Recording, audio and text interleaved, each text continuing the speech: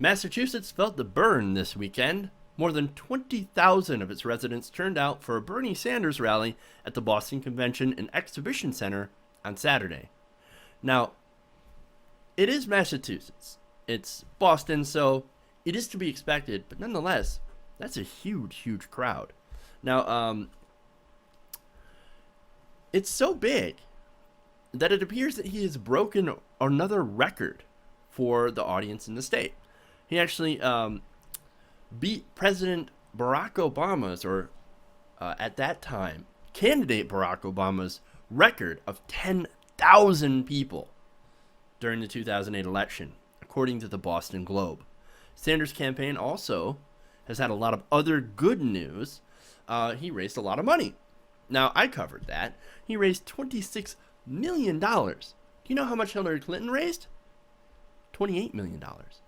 How much of that is from small donors? I'm guessing a good chunk of it, but not as much as Sanders.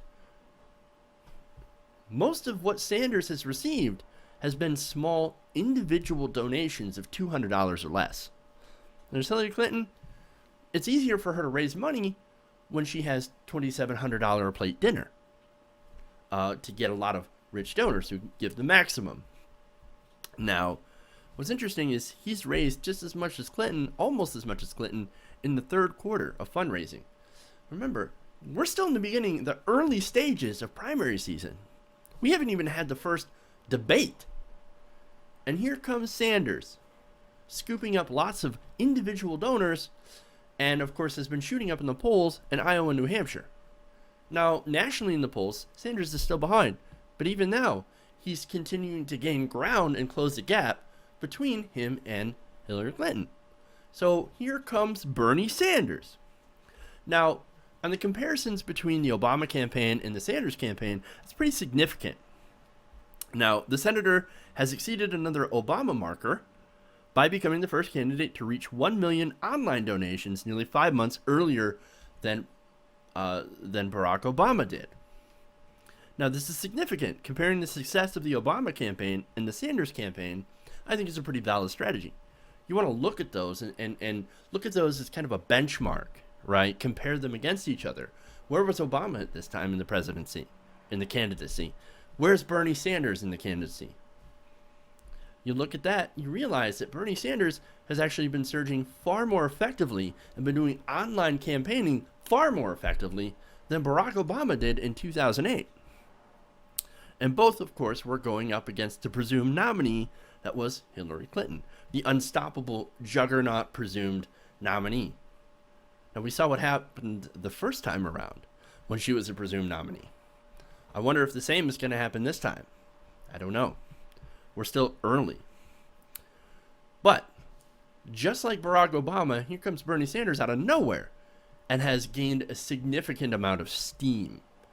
Very important. Now, here's Senator Sanders, right? Not just copying Obama's rise, but actually exceeding the metrics of his campaign. Getting the largest crowds, the most online donations, and of course, the most excitement of a candidate yet seen. Now, there are a lot of people out there, however, that are doubters. Understandable. There's a lot of polls that still show that Senator Sanders is still behind Hillary Clinton. That is very true. However, there are also multiple polls that show that the American people overwhelmingly agree with Senator Sanders on most of the issues. They agree with Bernie Sanders on his positions. Now, he's also not going to run away from those positions or suddenly evolve on the issue like on Keystone. He's not going to do that. In fact, he's also not going to run away from the things people say about him when he's challenged. For example, the socialist thing, right? He's not going to run away from that. And he hasn't. On some of the shows where he was called a socialist, he's like, actually, democratic socialist. But yes, I am a socialist. And your fucking point? Hey, I actually want the government to work for the people instead of the large multinational fucking corporations. And you're going to say that's a bad thing? Yeah, okay. You want to be on that side, go ahead and be on that side. suits me just fine. And the American people, look, the American people, the word is still rather tainted, right? And you can't really get past that. But it also needs to be defined. It's been defined wrong over the past few years, over the past few decades, since the Red Scare. So it needs a redefinition.